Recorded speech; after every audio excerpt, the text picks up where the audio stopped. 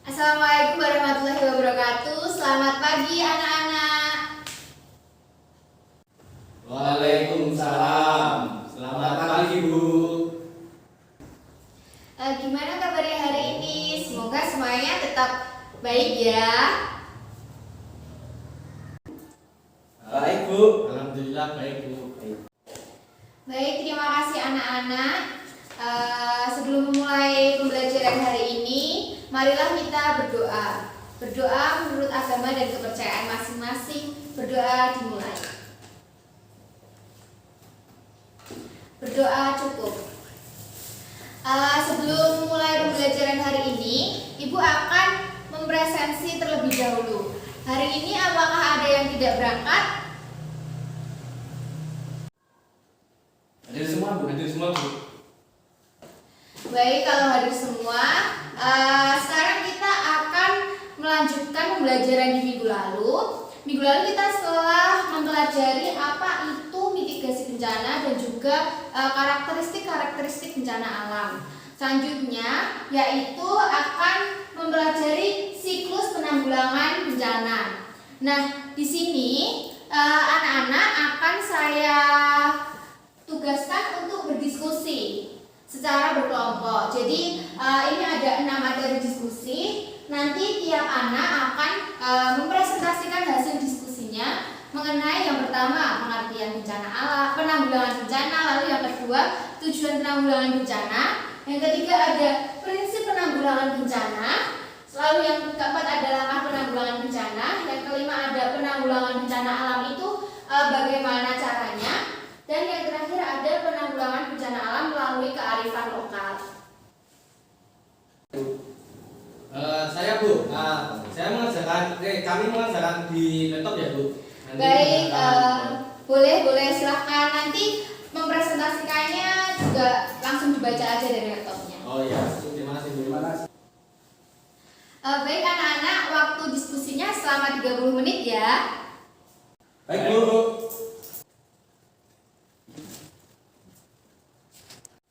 Kelompok kami sudah selesai, Bu. Baik, yang pertama silahkan uraikan apa itu penanggulangan bencana. Ya, penanggulangan bencana merupakan serangkaian upaya yang meliputi penetapan kebijakan pembangunan yang berisiko timbulnya bencana atau kegiatan pencegahan bencana, tanggap darurat, dan rehabilitasi. Dan sekali anak-anak, tadi penjelasan dari Mas Riko apa itu pengertian penanggulangan bencana. Itu merupakan serangkaian atau upaya untuk memperkecil apa itu resiko yang ditimbulkan dari bencana. Misalnya itu ada tanggap darurat, lalu nanti ada juga rehabilitasi, tapi akan lebih jelasnya di tahap-tahap dari penanggulangan bencana. Selanjutnya ada tujuan dari penanggulangan bencana. Di sini tujuannya itu yang pertama memberikan perlindungan kepada masyarakat dari ancaman bencana sendiri. Lalu yang kedua ada menyelaraskan peraturan perundang-undangan yang sudah ada. Yang dimaksudkan yaitu implementasi dari undang-undang yang sudah dibuat.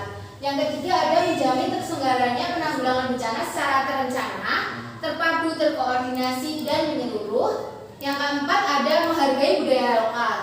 Di poin keempat ini nanti akan lebih lengkapnya dijelaskan melalui penanggulangan bencana melalui kearifan lokal. Selanjutnya poin kelima, membangun partisipasi dan kemitraan publik serta swasta. Di sini penanggulangan bencana ditujukan untuk adanya partisipasi dari kemitraan publik, misalnya BPBD, lalu serta swasta dari perusahaan-perusahaan yang bekerja sama dengan badan-badan tersebut. Lalu poin ke-6, untuk mendorong semangat gotong royong, kesetiakawanan, dan juga kedermawanan. Lanjutnya yang terakhir yaitu menciptakan perdamaian dalam kehidupan bermasyarakat, berbangsa, dan juga bernegara. Tadi poin ketiga diskusi ada prinsip-prinsip penanggulangan bencana. Nah, silahkan sekarang kelompok berapa yang akan menyebutkan apa saja prinsip-prinsip dari penanggulangan bencana. bencana. Saya Bu, dari kelompok kami tadi mendapatkan yang pertama itu ada tepat dan tepat, yang kedua ada prioritas, yang ketiga ada koordinasi keterpaduan, yang keempat itu ada berdaya guna dan berhasil guna, yang kelima itu ada transparansi dan akuntabilitas, yang keenam itu ada kemitraan, yang ketujuh ada pemberdayaan, yang kedelapan ada non diskriminatif, dan yang sembilan ada non proletisi. Baik, benar sekali apa yang disebutkan oleh siapa tadi. Yang pertama, ini ada cepat dan tepat. Maksudnya, prinsip penanggulangan bencana ini ketika terjadi bencana, maka prinsipnya itu harus secara cepat untuk menghadapi bencana dan juga tepat sasaran kepada siapa yang akan ditanggulangi bencananya. Selanjutnya prioritas. Ketika terjadi bencana, yang menjadi prioritaskan yaitu misalnya warga yang lansia, lalu ibu hamil, lalu anak-anak, seperti itu yang harus diprioritaskan untuk diadakan atau diungsikan. Selanjutnya ketika ada koordinasi keterpaduan. Yang dimaksud dari koordinasi keterpaduan yaitu ketika ada suatu bencana, hendaknya antara pemerintah maupun swasta itu ada koordinasi sehingga dalam penanggulangan bencana ini akan lebih efektif dan juga efisien. Selanjutnya yang keempat ada berdaya guna dan berhasil guna. Diharapkan dalam penanggulangan bencana ini selanjutnya ada pemberdayaan dan juga nanti penanggulangan bencana ini diharuskan berhasil atau setidaknya meminimalisir adanya risiko bencana. Yang kelima ada transparansi dan juga akuntabilitas. Yang dimaksudkan yaitu dari pemerintah maupun pihak swasta hendaknya ketika ada bencana itu diadakan transparansi dan juga secara akuntabilitas. Yang keenam ada kemitraan. Di sini dimaksudkan yaitu pemerintah dan juga swasta itu ada kemitraan untuk sama-sama menanggulangi bencana. Yang ketujuh ada pemberdayaan. Di sini pemberdayaan. Nah, yang ketujuh ada pemberdayaan. Yang di sini yang dimaksudkan yaitu dalam penanggulangan bencana hendaknya pemerintah itu mengadakan sosialisasi kepada masyarakat agar masyarakat itu lebih tahu dan juga lebih aware terhadap bencana. Yang kedelapan ada non diskriminatif. Maksudnya dalam penanggulangan bencana itu pemerintah ataupun pihak swasta dilarang membedakan apa itu laki-laki dan juga perempuan. Dan juga ada misalnya suku atau kepercayaan seperti itu. Yang kesembilan ada non proletisi. Yang dimaksudkan dari non proletisi yaitu ketika ada penanggulangan bencana itu dilarang untuk membawa-bawa atau menyebarkan suatu ajaran ataupun suatu agama atau kepercayaan seperti itu. Selanjutnya yaitu ada langkah-langkah dari penanggulangan bencana. Nah, di sini ada siklus manajemen bencana. Yang pertama itu ada mitigasi atau pencegahan. Dan di mitigasi ini akan dilanjutkan yaitu sendi preparedness. Ya, di sini yaitu kesiapan. Lalu ketika bencana datang, maka baru adanya penanggulangan bencana atau tanggap darurat. Di sini respons. Selanjutnya setelah ada bencana dan juga sudah ditanggulangi secara tanggap darurat, hal yang selanjutnya yaitu ada pemulihan atau recovery. Nah, penanggulangan bencana ini tidak hanya dilakukan pada saat terjadinya bencana dan juga setelah terjadinya bencana, tetapi juga upaya untuk pencegahan sebelum terjadinya bencana. Nah, tadi Ibu sudah menjelaskan apa itu tahap mitigasi. Di sini, anak-anak apakah ada yang tahu apa itu tahap mitigasi? Saya tahu Bu. Yang dimaksud dengan tahap pencegahan atau mitigasi itu adalah upaya yang dilakukan untuk meminimalkan dampak buruk dari bencana alam. Nah, benar sekali Mas Niko. Tahap mitigasi itu merupakan upaya untuk meminimalkan dampak buruk dari bencana. Nah, di sini Ibu sudah memasukkan beberapa kegiatan atau tahapan dari mitigasi. Yang pertama ini misalnya pembuatan waduk untuk mengatasi atau mencegah terjadinya banjir dan juga kekeringan. Yang kedua ada penanaman pohon bamau atau mangrove di sepanjang pantai untuk menghambat gelombang tsunami. Yang ketiga ada pembuatan tanggul untuk menghindari terjadinya bencana banjir. Yang keempat ada pembuatan tanggul untuk menahan adanya lahar agar tidak masuk ke wilayah permukiman. Lalu yang kelima ada reboisasi. Yang keenam ada identifikasi secara pasti terhadap sumber bahaya atau ancaman bencana. Dan yang terakhir ada penguatan ketahanan sosial masyarakat. Tahap yang kedua yaitu tahap tanggap darurat. Nah, di tahap tanggap darurat ini yang paling pokok atau yang harus dilakukan yaitu penyelamatan korban bencana. di penyelamatkan korban bencana ini merupakan sasaran utama dari tahapan tanggap darurat. Selain itu, tahapan tanggap darurat ini merupakan suatu tahap yang bertujuan untuk membantu masyarakat yang terkena bencana secara langsung untuk segera terpenuhi kebutuhannya. Lalu ada secara operasional ini, tahapan tanggap darurat diarahkan pada kegiatan yang pertama, tepat terhadap lokasi kerusakan dan sumber daya untuk mengidentifikasi cakupan lokasi bencana. Selanjutnya, penanganan korban bencana termasuk mengubur korban meninggal dan menangani korban yang luka-luka. Yang ketiga ada penanganan pengungsi. Yang keempat ada pemberian bantuan darurat, dan yang terakhir misalnya ini pelayanan kesehatan, sanitasi dan air bersih itu perlu diperhatikan. Tahap yang ketiga yaitu tahap rehabilitasi. Di tahap rehabilitasi merupakan upaya yang dilakukan untuk perbaikan fisik dan juga non fisik serta pemberdayaan dan pengembalian harkat korban. Di tahap ini bertujuan untuk mengembalikan dan memulihkan fungsi bangunan dan infrastruktur yang bisa dilakukan. Misalnya tempat ibadah, lalu ada pemukiman warga, tapi pemukiman warga ini misalnya seperti dibuatkan pengungsian, lalu selanjutnya ada bangunan sekolah, infrastruktur sosial dasar, serta sarana dan prasarana perekonomian yang sangat diperlukan. Nah, sasaran utama dari tahap rehabilitasi ini merupakan memperbaiki pelayanan masyarakat atau publik sampai pada tingkat yang memadai. Dan di tahap rehabilitasi ini diupayakan penyesuaian berbagai permasalahan dan yang terkait dengan aspek kejiwaan atau psikologis melalui penanganan trauma terhadap korban. Tahap keempat yaitu tahap rekonstruksi. Di tahap ini merupakan pembangunan kembali sarana dan prasarana serta fasilitas umum yang rusak dengan tujuan agar kehidupan masyarakat ini kembali secara normal. Biasanya di tahap ini itu melibatkan beberapa lapisan masyarakat, atau ada lembaga-lembaga. Nah, selanjutnya ada penanggulangan bencana alam. Di sini pertemuan kemarin itu sudah menjelaskan ada beberapa contoh bencana alam. Salah satunya yaitu banjir. Nah, sekarang dari hasil diskusi tadi, apakah ada dari anak-anak yang akan menyebutkan bagaimana penanggulangan bencana alam banjir ini sebelum terjadi banjir, pada saat terjadi banjir, dan juga setelah terjadi banjir?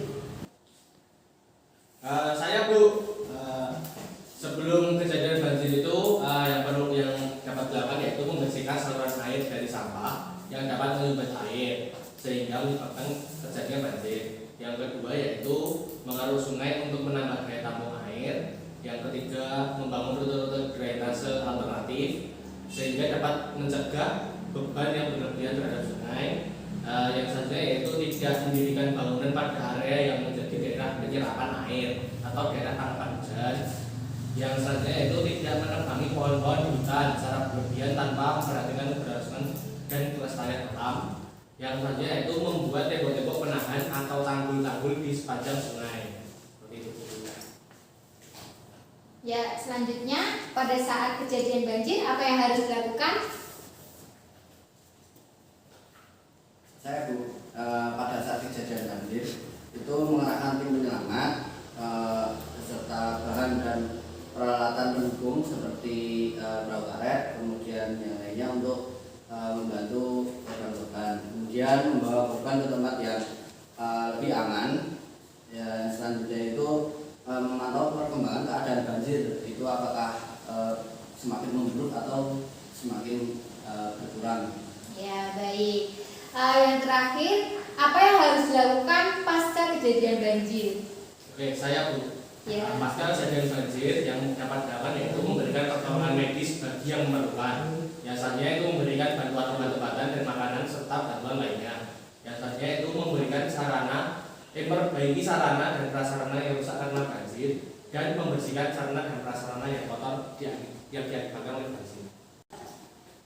Nah, betul sekali anak-anak mengenai penanggulangan bencana alam banjir. Ibu akan melanjutkan penanggulangan penanggulangan bencana alam, yaitu kekeringan. Nah, di sini kenapa penanggulangan bencana alam kekeringan ini hanya ada kejadian sebelum kekeringan? Karena diharapkan memang ketika terjadinya kekeringan itu warga itu hanya bisanya menunggu bantuan dari pemerintah. Dan sesudah terjadinya kekeringan, hal yang harus dilakukan juga hanya melakukan kejadian atau memitigasi adanya kekeringan. Nah, sebelum terjadinya kekeringan ini, yang dapat dilakukan yaitu yang pertama, membuat waduk atau bendungan yang berfungsi sebagai persediaan air di musim kemarau. Yang kedua, membuat hujan buatan untuk daerah-daerah yang sangat kering. Yang ketiga, ada reboisasi atau penghijauan kembali daerah-daerah yang gundul agar tanah di daerah sana itu lebih mudah menyerap air hujan. Selanjutnya, melakukan diversifikasi dalam bercocok tanam bagi para petani. Ini misalnya mengganti tanaman padi dengan tanaman palawija pada saat musim kemarau. Karena tanaman palawija ini dapat cepat dipanen dan tidak membutuhkan banyak air seperti tanaman padi. Baik, penanggulangan bencana alam selanjutnya yaitu longsor.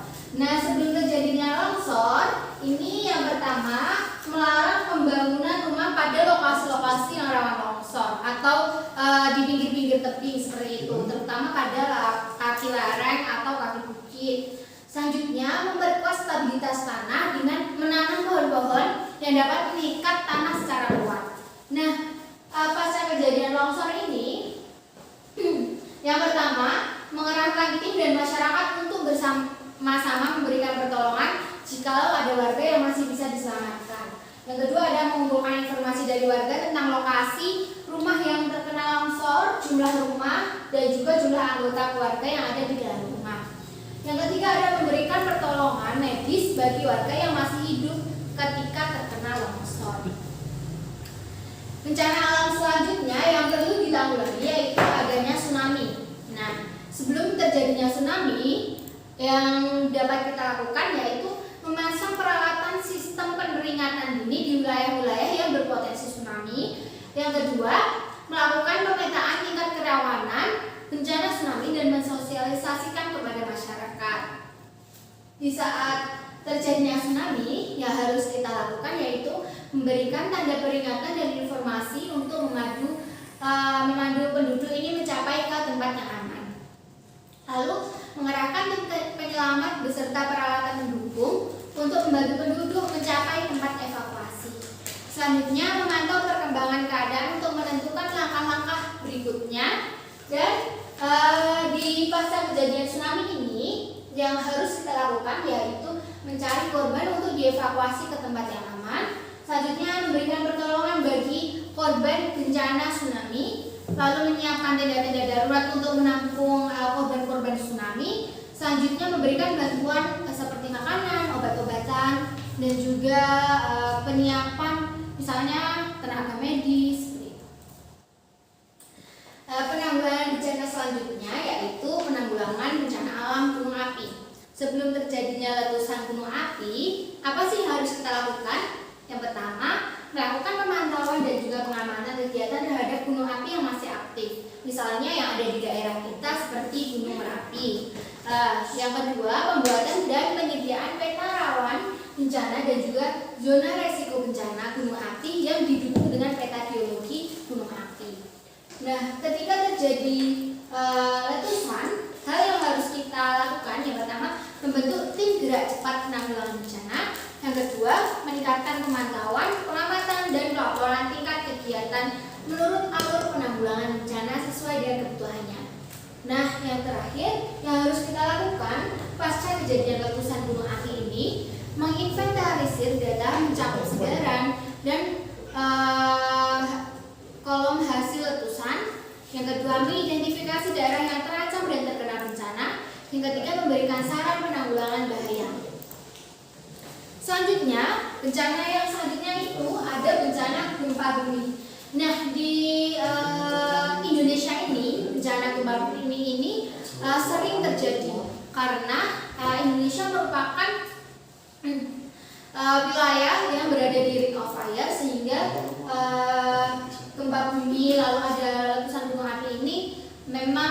wajar terjadi di daerah kita. Untuk itu penanggulangan bencana alam perlu kita ketahui. Nah, sebelum kejadian gempa, yang perlu kita lakukan yaitu melakukan sosialisasi gempa di wilayah yang rawan gempa. Yang kedua, mengembangkan bangunan yang relatif tahan gempa. Dengan memperkuat atau memperdalam fondasi bangunan, ini dapat mencegah terjadinya kerusakan bangunan yang sangat berat sehingga tidak menimbulkan korban jiwa. Saat kejadian gempa, kita harus memberikan peringatan terjadinya gempa kepada masyarakat, lalu memantau perkembangan gempa dan menyebarluaskannya kepada masyarakat, dan mengarahkan regu atau tim penyelamat tanggap darurat ke lapangan untuk memberikan pertolongan. Pasca kejadian gempa, yang harus kita lakukan yaitu memperbaiki fasilitas-fasilitas yang rusak karena gempa, lalu mempersiapkan diri terhadap ancaman gempa susulan. Nah, anak-anak, selanjutnya kita akan mempelajari penanggulangan bencana alam melalui kearifan lokal. Nah, apa sih kearifan lokal itu? Kearifan lokal yang dimaksud di sini merupakan sebuah tradisi atau kebenaran yang memang masyarakat itu mempercayai itu sudah dari zaman dahulu. Dan kebenaran ini memang dijadikan pegangan hidup, tapi kebenaran ini atau kearifan lokal ini selaras dengan apa yang ada di daerahnya. Nah, pengetahuan yang dibagi turun-temurun dalam suatu masyarakat berjasa besar dalam penanggulangan bencana di sebuah daerah. Sebab pengetahuan yang biasa disebut kearifan lokal ini membuat masyarakat lebih tanggap dan suatu bencana menerjang. Nah, selanjutnya silahkan anak-anak membacakan hasil diskusi mengenai bentuk kearifan lokal apa yang bisa kita temui di Indonesia untuk penanggulangan bencana alam. Saya Bu, bentuk kearifan lokal masyarakat Indonesia itu salah satu contohnya yaitu masyarakat pesisir Maluku Utara itu mengenali gejala alam berupa naiknya ikan-ikan dalam jumlah yang cukup banyak di wilayah perairan. Fenomena ini diyakini sebagai tanda datangnya gempa.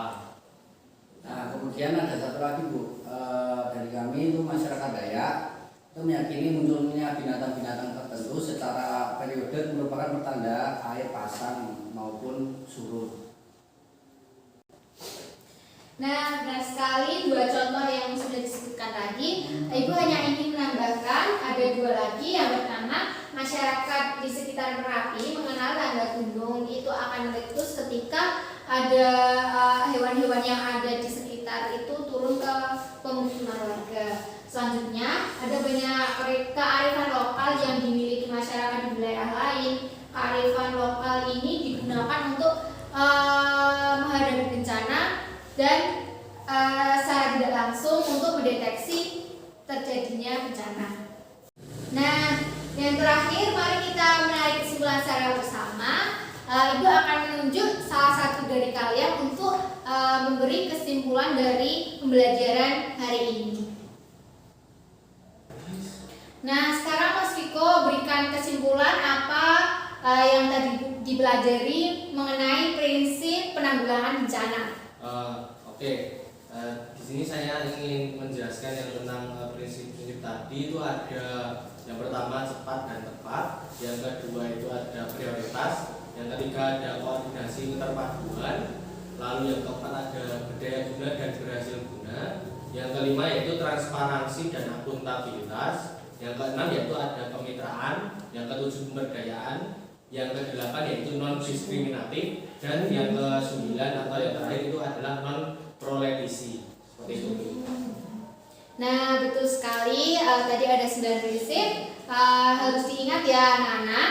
Selanjutnya Mas Dava silahkan berikan kesimpulan mengenai tahap-tahap penanggulangan bencana. Oke, tahap-tahap penanggulangan bencana itu yang pertama itu adalah mitigasi atau tahap pencegahan. Yang kedua adalah tahap tanggap darurat. Yang ketiga itu adalah rehabilitasi, dan yang terakhir itu ada rekonstruksi. Nah, terima kasih anak-anak, sudah benar tadi kesimpulan-kesimpulan yang diberikan. Karena sudah di akhir pembelajaran hari ini, Ibu ucapkan terima kasih atas perhatiannya. Semoga pembelajaran hari ini bermanfaat buat kita semua. Ibu akhiri. Wassalamualaikum warahmatullahi wabarakatuh. Selamat siang. Waalaikumsalam warahmatullahi wabarakatuh. Selamat siang, Bu.